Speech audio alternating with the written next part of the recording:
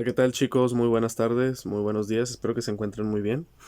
Vamos a desarrollar un poco los temas que hemos visto en la clase, retroalimentar un poco cada uno de ellos. Bueno, aquí nosotros tenemos el bloque. Esta guía les va a servir para el examen parcial de sistemas de producción. Aquí está análisis de los elementos de un sistema de producción. Aquí vamos a abarcar cómo se encuentra el sector agrícola en México, que por ejemplo nosotros somos el lugar 11 en la producción de alimentos y en la producción de cultivos hortícolas a nivel mundial, ¿sí? Que se utilizan 24.6 millones de hectáreas para la agricultura y 5.8 millones de personas son las que se encargan de producirlos, ¿sí? De manera general. Bueno, vamos a ver también un poco de prefijos. En prefijos nosotros aquí tenemos qué sería cada uno de ellos. Por ejemplo, nosotros manejamos la capacidad de intercambio catiónico, quiere decir la capacidad que tiene el suelo de intercambiar eh, aniones y cationes o energía de los nutrientes y de los elementos que en él se encuentran y de los que estamos aplicando para su estructura nutrimental. Punto de marchitez permanente en el punto en el que la planta no tiene remedio, no tiene alguna mejora, que tiene un punto de estrés máximo, de un pico máximo de desarrollo y que a partir de ahí se va a ir descendiendo su producción y su desarrollo fisiológico, en el cual si se estresó demasiado llegó a un punto máximo de crecimiento, de color, de producción y a partir de ahí va a ir su descenso en la producción. NPK, nitrógeno, fósforo y potasio, partes por millón, manejo integrado de plagas, MIP, ¿sí? Buenas prácticas agrícolas, BPA, conductividad eléctrica, que es la capacidad que tiene del suelo para retener los nutrientes, distribuirlos por la planta y a su vez concentrarlos en un centímetro por un centímetro por un centímetro de profundidad o bien en un metro por un metro por un metro. Esto quiere decir en un cubo de tierra, en un espacio de tierra, la capacidad que tenga para transmitir los nutrientes y recibirlos y distribuirlos a todo su espacio. Y a su vez, el intercambio de electrones, protones y neutrones que va a tener su nutriente o su biomolécula. El pH potencial de hidrógeno, ¿qué quiere decir? ¿Qué tan ácido o qué tan alcalino es un compuesto? Hectárea, metros sobre el nivel del mar, azufre y zinc. Ok, son algunos prefijos que vamos a ir utilizando poco a poco. Aquí nosotros tenemos de manera general cómo se encuentran clasificadas las plantas. Vamos a hacer un poquito para acá. Ok, aquí nosotros tenemos en las plantas que son helechos. Vean cómo son los helechos. Son hojas distribuidas en un brote delgado en el que las hojas están de formas irregulares, onduladas, que podemos encontrar como plantas de hogar, plantas de zonas dentro o de zonas oscuras. Los musgos, que son las que crecen en zonas húmedas, ¿sí? Con alta concentración de humedad, con alta producción de corteza. Y nosotros también tenemos dentro de ellas las gimnospermas y las angiospermas de manera general, ¿sí? Las gimnospermas son las que tienen flor pero no producen fruto. Y las angiospermas son las que tienen flores y con frutos, ¿sí? Estas poseen de los dos. En el caso de las gimnospermas, aquí podemos ver algunos tipos de árboles, ¿sí? Que si bien pueden producir una flor, no tienen fruto. No producen un fruto como las hortalizas o como algún tipo de cultivo. En cambio, las angiospermas son flores complejas en el que tienen una función en específico y a su vez también producen algún fruto, ¿sí? Y aquí nosotros tenemos esa caracterización dentro de las que tienen flor, las que tienen fruto, las que poseen de los dos, etcétera. Nomás de manera general para recordar un poco. Aquí nosotros en la estructura fenológica de los cultivos nosotros tenemos etapas vegetativas y etapas reproductivas. Las etapas vegetativas, chicos, son todas las encargadas en producir el follaje, producir brotes, extender el tallo, fijar la planta por medio de la extensión de raíces, todo lo que corresponda a la materia vegetal. Y las etapas reproductivas, que es R1, R2, R3, en la producción de flor, de fruto y otras etapas de distribución fenológica del cultivo, comprenden toda la que sea el brote de nuevas extensiones fisiológicas de la planta, como la flor, el fruto, semilla, raíz, bulbo, ¿sí? Toda la reproducción del vegetal o del producto que necesitamos. Y aquí yo lo que quiero que analicemos es lo siguiente. Nosotros tenemos que en nuestro cultivo queremos asegurar 3 cosas, así rapidito. Queremos primero establecerlo. Estableciendo el cultivo es que se fije al suelo, que esté bien iniciada la preparación, que la plántula se adapte muy bien al espacio físico y biológico, que esté en un aumento considerado su desarrollo fenológico.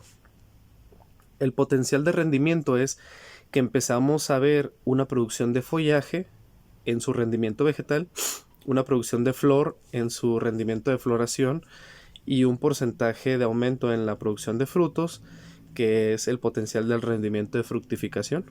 Entonces, que a partir de ahí empiece a reproducirse lo que nosotros necesitamos de obtener del cultivo. ¿Sí? Que empiece a haber un aumento o un potencial de incremento en el rendimiento en la producción del cultivo. Y luego, el aseguramiento del cultivo es que se asegure la producción de lo que nosotros requerimos obtener de la cantidad de recolección de frutos, la cantidad de follaje, la cantidad esperada en cuanto al trasplante de plántulas, el valor numérico que queremos, lo vamos a asegurar en las últimas etapas.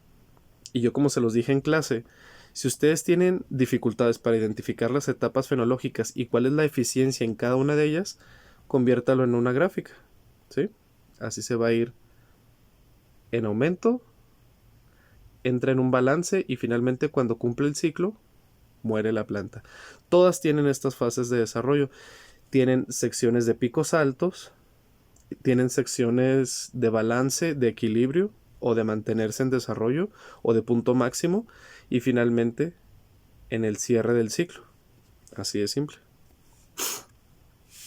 Aquí podemos ver algunos ejemplos de ella. Por ejemplo, en la zanahoria nosotros tenemos esto que puede ser adaptado a cualquier otro cultivo. Emerge o brota la semilla y la plántula a su vez. Perdón. Desarrollo de hojas, extensión de brotes, desarrollo de follaje, extensión de tallo o en este caso de las raíces, mayor altura, desarrollo cosechable del fruto, de la raíz, de la plántula, de la materia verde y finalmente la maduración. ¿Sí? Otros tienen un ciclo corto, otros tienen un ciclo más largo. Aquí, como podemos ver en el caso de la papa, tenemos un pico alto y la otra vez tenemos una alza en la producción y en la eficiencia del cultivo. Nuevamente tenemos un alza y se mantiene estable hasta que cumple con su ciclo de cultivo. Todo es adaptable, chicos. Si se fijan aquí, las etapas de desarrollo de brote, emergencia, desarrollo de hojas, desarrollo de raíz, primera aparición de hojas verdaderas, de desarrollo de tallo, de las raíces, de llenado de fruto o en este caso de tubérculo, de raíces, floración y finalmente la maduración del cultivo. Y aquí se puede ver con el caso de las hortalizas igualito. A ver, brote y emergencia, ¿sí? Y luego, desarrollo de hojas y extensión de tallo, desarrollo de raíces y mayor follaje en materia verde, extensión de las hojas verdaderas, floración, fructificación y maduración, de manera general, ¿sí? Etapas vegetativas, etapas reproductivas y etapas de maduración. Todos son adaptables. Unos en mayor ciclo tardío, otros en un ciclo corto, pero todas son adaptables en ello.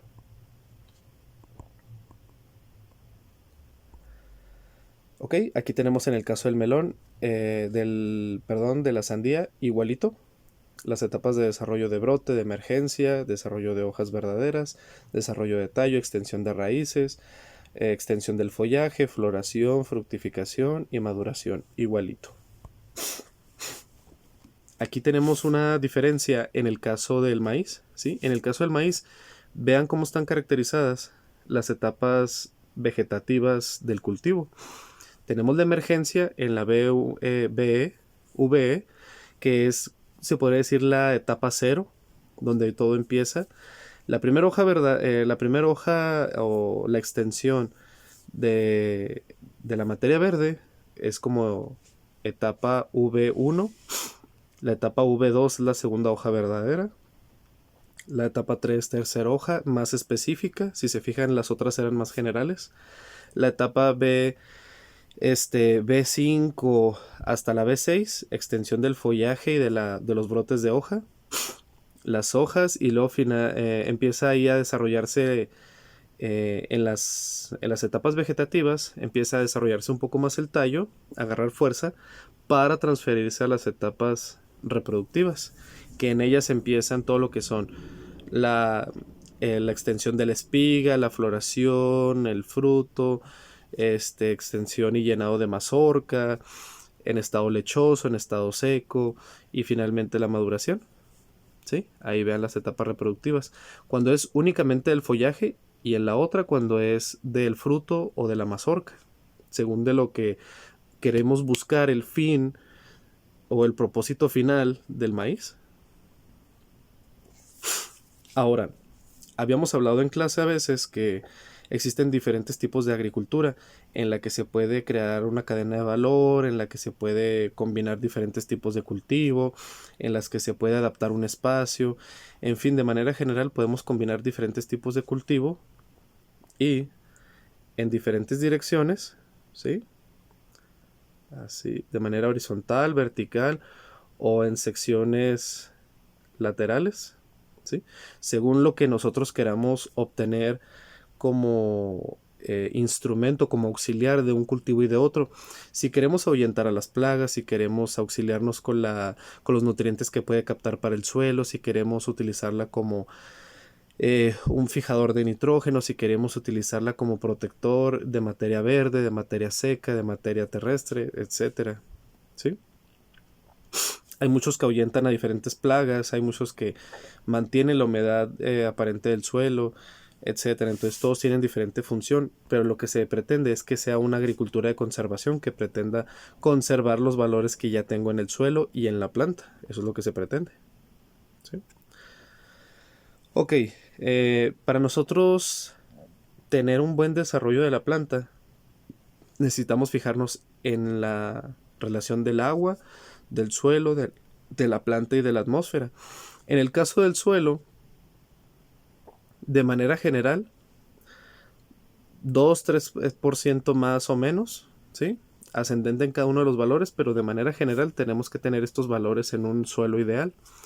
Que tengamos 45% de material sólido, ¿sí? De materia de suelo, ya sea con materia orgánica, con materia seca, en fin, el sólido que va a suspender a la planta.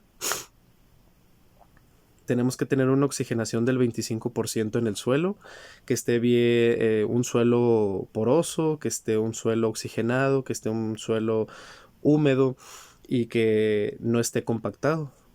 Necesitamos que tenga un 25% de humedad, o sea, una cuarta parte de su valor total tiene que tener humedad aparente para darle un complemento, darle un auxilio de, de humedad de reserva a la planta y que éste pueda ayudarle para que pueda filtrar, para que pueda desarrollarse, para que pueda oxigenar y para que pueda producir. Y finalmente una capa delgadita superior de materia orgánica, ¿sí? Que pueda ser complementario y que le ayude con ese 5 junto con el 45% del sólido del suelo a que sea una porción mitad en sólidos y la otra porción que sea física o química, ¿sí?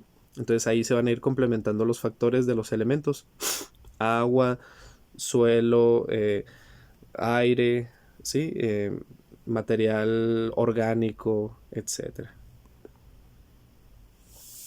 El pH es lo más importante que debe de analizarse en los aspectos químicos tanto del suelo o del agua, y nosotros esperamos que esté en un rango óptimo entre 6.5 y 7.5 y puede llegar hasta 8. Siempre queremos que esté más inclinado hacia lo alcalino que hacia lo ácido, ¿sí? Nosotros buscamos más lo alcalino. Y en el caso de los tipos de suelo, depende también del cultivo que queramos desarrollar. Si requiere una mayor humedad o un mayor desarrollo de minerales, pues bueno, ahí el pH va a variar, pero nosotros queremos un pH óptimo, neutro, en balance y no en extremos, para poder jugar con los valores, con la fertilización y la nutrición, y a su vez con la humedad, y no perder los valores de pH, ¿sí? Sino que estén en balance, en equilibrio, y que no me acidifiquen o no me alcalinicen de más el suelo.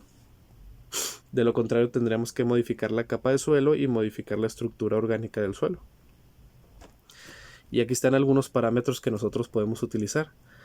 Como yo les decía en la anterior, la capacidad de intercambio catiónico es la carga que va a tener las partículas del suelo para transferir nutrientes, energía y minerales como la arcilla, la materia orgánica, la arena, y cada una estas con las partículas que posea, como lo que hacíamos con el alcalinómetro y el potenciómetro para sacar las partes por millón, ¿sí? Y también la conducción eléctrica de partículas por centímetro cúbico.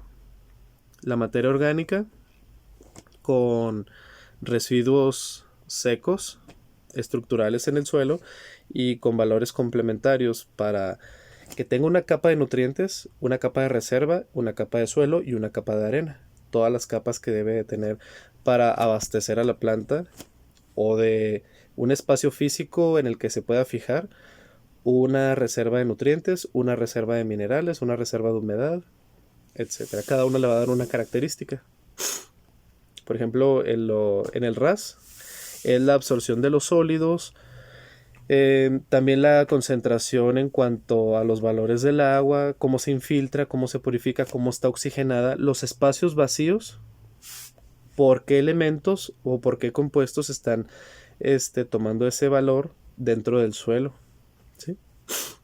El pH, como yo les había comentado, es para evitar la toxicidad del suelo, para evitar que se queme el cultivo, para evitar que se sature tanto de humedad como de minerales o de carga que puedan hacer que me dañen a la planta y su desarrollo fisiológico. La conducción eléctrica, como les dije, es la cantidad en partículas que me va a tener de arcilla, de arena, de materia orgánica, de minerales, de biomoléculas, y la capacidad que tenga también el suelo para transmitírselo a la planta, ¿sí? ¿Qué quiere decir esto? Que es básicamente el cómo va a generar un valor potencial el suelo en reserva para que me permita desarrollar la planta, y el intercambio que va a generar de energías, de biomoléculas, tanto del fertilizante que yo pueda aplicar, el que ya trae el suelo, y lo que en realidad va a absorber la planta, porque es muy diferente lo que ya tengo establecido, lo que necesito aplicarle, y de todo en conjunto qué va a absorber la planta, ¿sí? Todo esto se tiene que generar en balance con la salinidad, con el pH, con las partes por millón, todo conforme al cultivo que queramos poner. Y aquí tenemos unos valores, chicos, de los niveles de densidad de sólidos disueltos en suelo y en agua para la concentración de salinidad en estos compuestos, y que me pueda generar un rendimiento eficiente sin que haya demasiadas sales disueltas y sin que haya una limitante de ellas, ¿sí? Por ejemplo, nosotros queremos que tenga valores entre ligeros y moderados de sales disueltas, para que no me interfiera con la capacidad de intercambio catiónico, con la conducción de nutrientes, con la conducción de humedad y minerales, y que estén en equilibrio, ¿sí? Que la salinidad no me vaya a afectar ni el pH, ni me vaya a afectar las partes por millón disponibles para yo poder aplicar el fertilizante y no me genere un choque, ¿sí? Y que ese choque no me permita que tenga que yo aplicar más y que no se le exhibie o pierda los nutrientes que yo le aplico, sino que se distribuyen de manera uniforme. Y así como nosotros retenemos líquidos, que la planta no retenga líquidos, que el suelo no se vuelva tóxico para la producción de cultivos por medio de este factor, que es de los más importantes. Todo esto me va a generar una buena seguridad alimentaria, una buena inocuidad en la producción de alimentos, de manera biológica en su control de patógenos, de plagas, de enfermedades, física, determinando factores climáticos y ambientales buenos y óptimos para la planta, químicos en su detección de deficiencias, de análisis nutrimentales, de partes por millón, de pH. Entonces, todo en conjunto me va a generar un buen balance en el desarrollo alimentario, ¿sí? En su análisis químico, en las condiciones físicas ambientales que yo le ponga a la planta y en el control biológico de factores limitantes y de factores benéficos, ¿sí? Dentro de los bioestimulantes, lo que estimula o el crecimiento de la planta o su reducción en el desarrollo van a ser esos que yo les acabo de mencionar, ¿sí? Primero, el estrés ambiental, que sería el estrés abiótico, lo que no tiene vida. El clima, la temperatura, la luz solar, el factor de temperatura. Luego los bioestimulantes externos, que es para que me genere una mayor producción mediante organismos o compuestos que por medio de hibridación, por medio del complemento con el suelo, me puedan mejorar la capacidad de desarrollo del cultivo, como algas, como algunos minerales, la cal, por ejemplo el jabón para el control biológico, fertilizantes, soluciones nutritivas, todo lo que químicamente y de manera externa me pueda mejorar el desarrollo de la planta. También dentro del estrés del suelo, también me puede generar si es muy salino el suelo, si es muy alcalino, si es muy ácido, si hay demasiados metales pesados, si está demasiado compactado, todo lo relacionado con el suelo, ¿sí? Los microorganismos que ahí se desarrollan, si hay demasiada actividad microbiana, si hay demasiada actividad de plagas, de enfermedades, pues bueno, que me puede estar afectando el desarrollo, ¿sí? Entonces, bioestimulante se refiere a todo aquello que estimule el desarrollo de la planta y que me genere o vida o desarrollo o factores complementarios o el ámbito productivo, ¿sí? Para bien y para mal, de los dos lados. Utilizarlo de manera eficiente me va a generar un buen desarrollo de la planta, así que siempre es lo que queremos. Y en el buen desarrollo de la planta es este ciclo de desarrollo RASPA, relación agua, suelo, planta, atmósfera, que todo esté en equilibrio. Factor climático, factor biológico, factor químico, factor ambiental, factor de suelo, factor de valores nutrimentales, de bioestimulantes, de factores químicos. ¿Y cómo va a entrar en balance? Bueno, aquí es muy importante. A ver, déjenme pongo esto acá. Ok, ahí está. Aquí es muy importante lo que me demande la planta y lo que me vaya a dar, ofrecer o producir a partir de yo crearle las condiciones y los espacios eficientes y oportunos para que lo que yo necesite poderlo obtener sin estresar a la planta, sin estresar el suelo, sin dañar el ambiente y sin estar generando demasiadas pérdidas económicas, ¿sí? Por ejemplo, la planta me va a demandar radiación, luz solar, la temperatura óptima, vientos para la polinización, la floración y la humedad relativa que esté en balance, ni en exceso ni en limitante, para yo poder obtener la producción de plántula, de hojas, de raíces, un buen balance en el suelo, una buena conducción de nutrientes y elementos que me elementos químicos que me requiera la planta para su desarrollo productivo. Esto lo podemos generar considerando los factores de evapotranspiración, de riegos durante horas eficientes en el desarrollo de la planta, de abastecimiento de humedad, creando las condiciones de oxigenación, de la humedad que ya tenemos en el factor clima o en el factor suelo, la que ya tenemos disponible, la que se va a aplicar, las condiciones óptimas y finalmente los efectos climáticos mediante la radiación para la producción eh, del ciclo de la fotosíntesis, producción de savia, de nutrientes, de, de espiga, de fruto, llenado de grano, creando esas condiciones para que me permita subir y bajar dentro de la planta para que fluya correctamente los nutrientes, la humedad y la oxigenación. ¿Sí?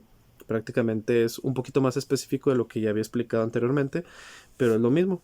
El cómo fluyen los factores físicos y biológicos dentro de la planta para que mediante un análisis químico y de los factores de absorción de nutrientes de la planta cree un balance productivo, no estresar a la planta, crearle las condiciones eficientes para que me pueda producir lo que yo requiero y que estén en balance el agua, el suelo, la planta y la atmósfera.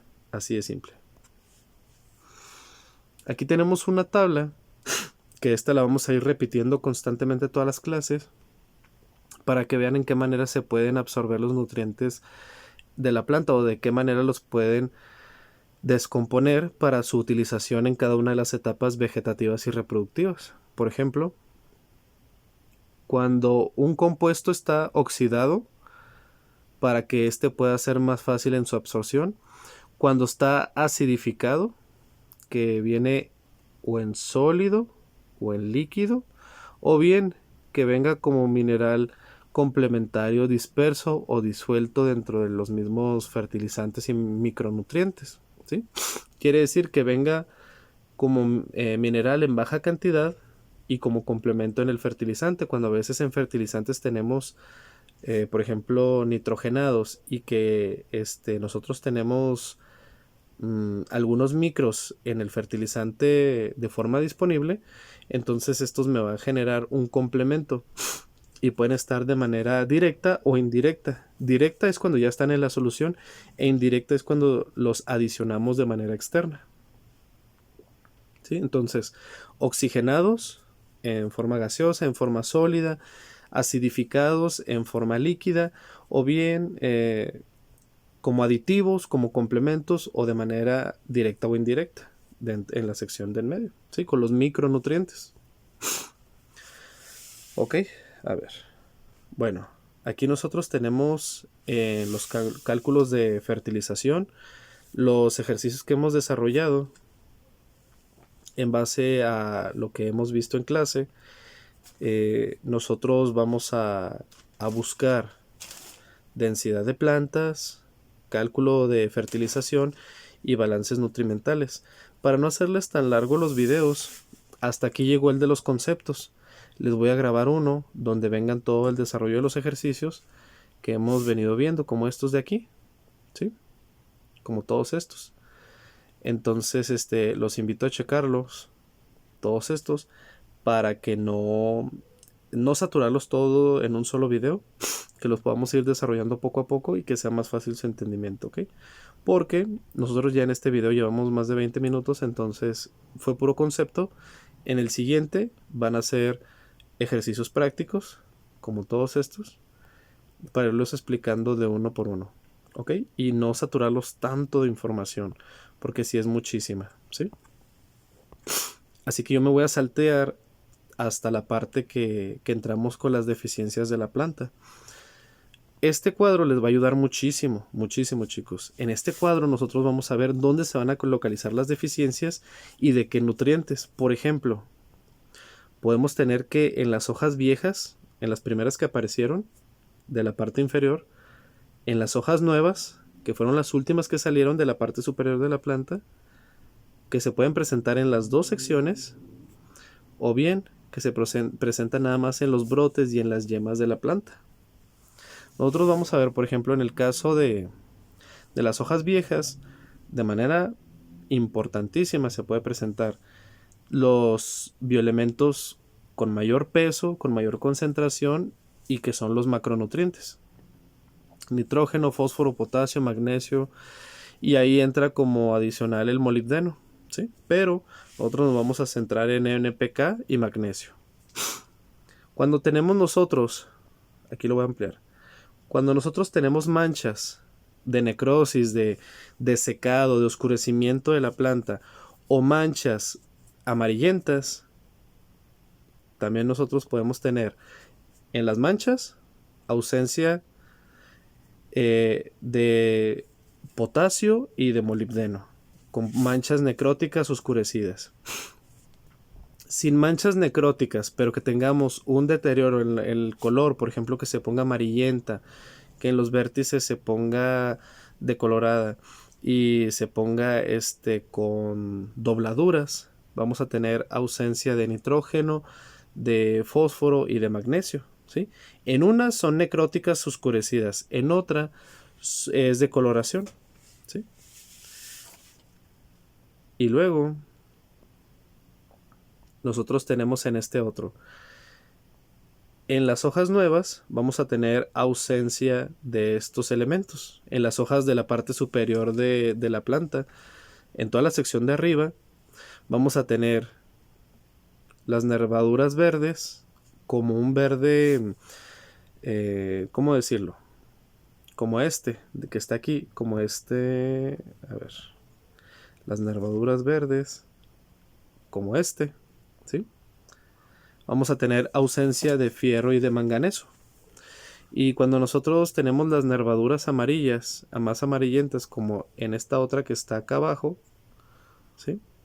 Nosotros vamos a tener ausencia de azufre o de cobre, ¿sí? De alguno de los elementos. Y ahí dice clorosis. ¿Qué quiere decir clorosis? Que se pone amarillenta en la cubierta y en las nervaduras o se ponen verdes o se ponen amarillentas, ¿sí? Amarillo verdoso limón. Por lo pronto vamos a ver eso en cuanto a la deficiencia de nutrientes en cada una de las secciones. Y por último, el que se puede presentar en las dos es el zinc. El zinc por medio de clorosis, desarrollo amarillento, que va avanzando en la hoja, que se puede ver una distinción o una separación. A diferencia del nitrógeno, el nitrógeno se cubre en toda la hoja. En el zinc va avanzando poco a poco esa decoloración, ese amarillento demasiado fuerte en la hoja, va avanzando poco a poco de la mitad para adelante.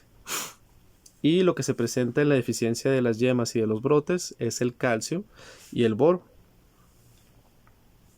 Nada más en los brotes de las hojitas y en las yemas del tallo. Aquí tenemos un ejemplo de cómo se puede absorber el nitrógeno. Aquí. Cómo se puede absorber el nitrógeno en las plantas por medio del ciclo de desarrollo del nitrógeno, ¿sí? Básicamente es nuestra aplicación me va a generar una absorción directa o indirecta, ya sea aplicación foliar, ya sea aplicación directa, aplicación en riego, y en esta absorción se va a ir nitrificando poco a poco el suelo. Ahí vamos en la etapa 4, en esta. Nitrificación es que poco a poco va a ir subiendo el valor del nitrógeno del suelo disponible. Después nosotros vamos a tener una desnitrificación. ¿Qué quiere decir? Así como aumentan unos valores, otros van a disminuir por la carga repentina de nutrientes en el suelo o en el espacio disponible de la planta. Cuando entre en ese ajuste, en ese balance, nosotros vamos a tener después una inmovilización de todos los minerales. ¿Qué quiere decir esto? Que la planta va a ser selectiva entre cuáles absorber y cuáles no, ¿sí? Y en qué cantidad. Y después de esta inmovilización, la hidrólisis es que empieza a subir la carga de energías y de intercambio catiónico de los elementos que están disponibles. Al empezar ese intercambio, la planta empieza a recibir esa información de carga, ¿sí? Al recibir esa información, empieza a irla distribuyendo en todas sus secciones, tanto en las partes que necesita como en las partes que no la requería. Entonces esto entra en un balance de equilibrio nutrimental. Y lo que no requiera la planta, lo va a volatizar, lo va a lixiviar o se va a perder o se va a distribuir hasta la parte inferior del suelo sin absorberlo la planta. Entonces solo va a haber un porcentaje de absorción dentro de ella. En el caso de la absorción del fósforo, nosotros tenemos algo similar, ¿sí? Cuando nosotros aplicamos por medio de la fertilización orgánica, por medio de restos de materia seca y de materia orgánica, el suelo ya tiene una cantidad de fósforo disponible. Nosotros le aplicamos otra de manera orgánica, de manera natural o química. Este va a entrar en una disposición a la planta. Uno queda de reserva, otro queda en el desarrollo y distribución vegetativa de la planta, como solución, como balance, como almacén energético.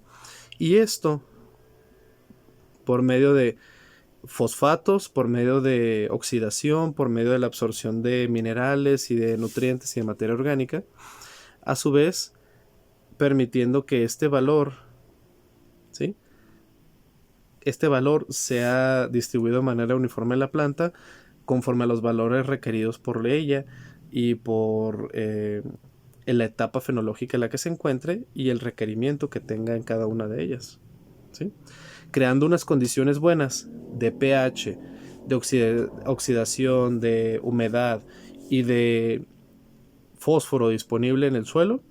Lo que le pongamos va a ser un complemento de ayuda para ella y a su vez le va a generar una activación en sus funciones de desarrollo de savia, de producción de hojas, de minerales, en la subida y bajada de la savia y del flujo de humedad, y a su vez ir delimitando los factores de deficiencia dentro de ella, ¿sí?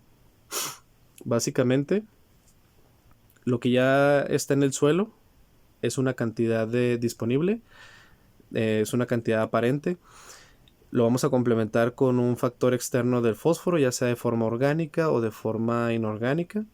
Aplicarlo de forma química o biológica también. Y en cada una de las etapas de fijación de la planta o de distribución de nutrientes.